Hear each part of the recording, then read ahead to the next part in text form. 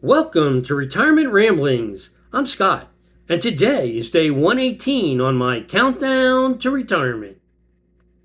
So, today I had an early morning meeting with our team in Riga, Latvia, and then, as today is payday, I downloaded my paycheck to forward over to my wife, and lo and behold, the amount was different on this week's paycheck. And so I looked over the pay stub, and uh, what ended up happening was I got a raise, and there was money on there that was also retroactive to August 1st.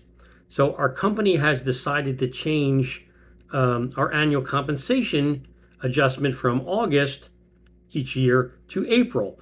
So to, I guess, minimize the impact to people like me who are eligible to get an increase, they've decided to give a 1.5% increase to those individuals that are eligible this pay period, making it retroactive to August 1st.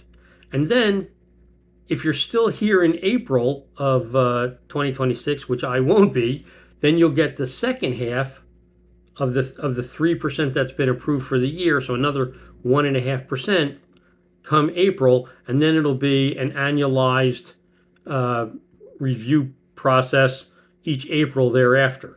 So, you know, you know, I wasn't really expecting anything, especially since my boss is aware that I'm going to be retiring at the end of the year. So it was a nice surprise, and so I thanked my boss, and um, this was the I did it via a Teams message and his response back to me was, quote, "Don't spend it all out tonight at Chili's," meaning 1.5% doesn't translate into a lot of money, but it was a nice gesture either way.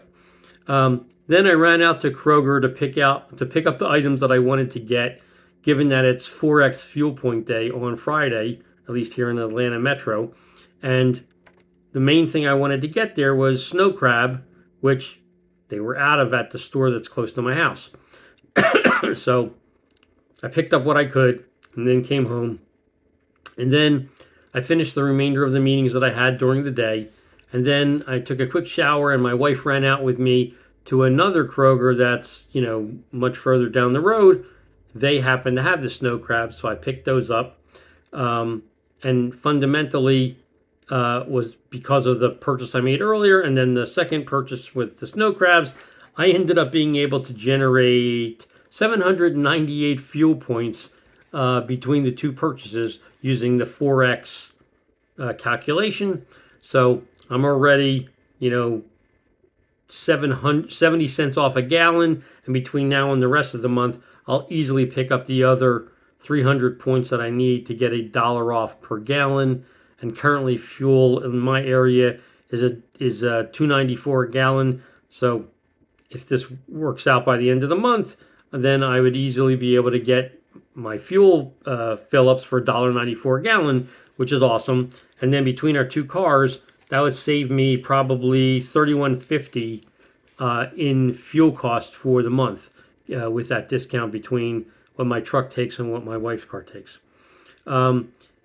Then I hadn't had a chance to look at the 8:30 announcement with regard to the payroll, the non-farm payrolls report. So I wanted to do that. So I looked that up to see what we were, where we were, and the fact that we only added 22,000 jobs in the month of August, and the unemployment rate ticked up to 4.3%, which is the highest since the fall of 2021. And then the labor participation rate went to 62.3%. So, that's good that it went up a little bit. But then the other measure that they use for unemployment, which is kind of underemployment, that's people who are taking a second job or doing other things because they're not making enough money at the first job. That increased to 8.1%. Again, the highest since the fall of 2021. So that's not a good thing. Then I ended up watching a portion of the halftime report, and Scott Wapner was away, so Frank Holland was substituting for him. I like Frank, so that was good. Then I ate a salad for lunch, which was really a leftover salad from last night that I didn't finish. So I really didn't feel like making anything. So I just had a small salad, and then I watched a couple of YouTube videos, and links will be in the description down below in case you want to see what they were. But basically, it was how a Louisiana crawfish company harvests 60,000 pounds a day. Big business from Business Insider.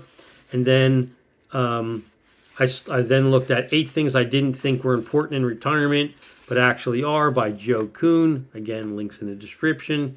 Then I actually, I was like thinking about it. So then I was like, well, I wonder how much the crawfish and the crabs and different things cost.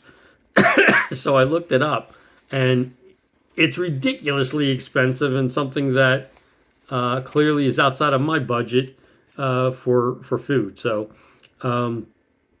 anyway, that was that.